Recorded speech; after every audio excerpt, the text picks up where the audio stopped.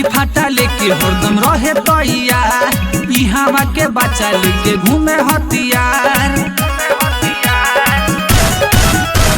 लाठी फाटा लेके हरदम रहे तैयार, इहावा के बच्चा लेके घूमे हथियार।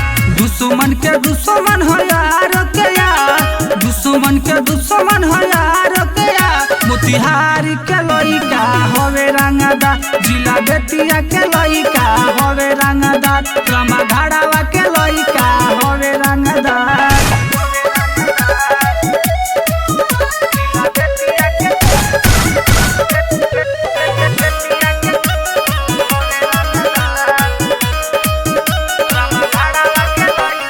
हमारे ही गौवा के चले लसिका, मोतिहारी के आगे कोई ना टिका।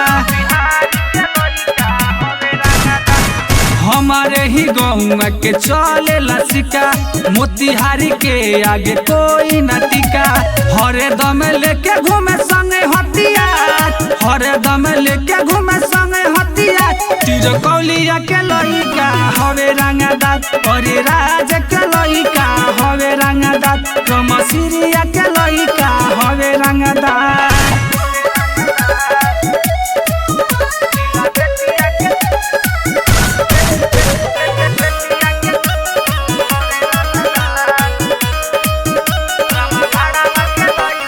सब गाँव चलतावे पेंडिंग में, हमारे गाँव चलतावे ट्रेंडिंग में।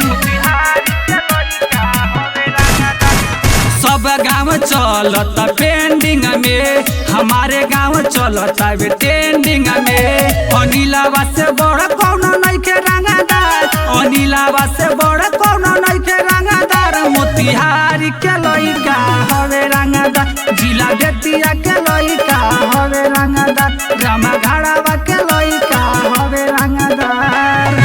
अगर आप भी चाहते हैं अनिल भाई का ऑडियो वीडियो आप तक पहुंचे तो चैनल को सब्सक्राइब, बेल आइकन दबाना ना भूलें।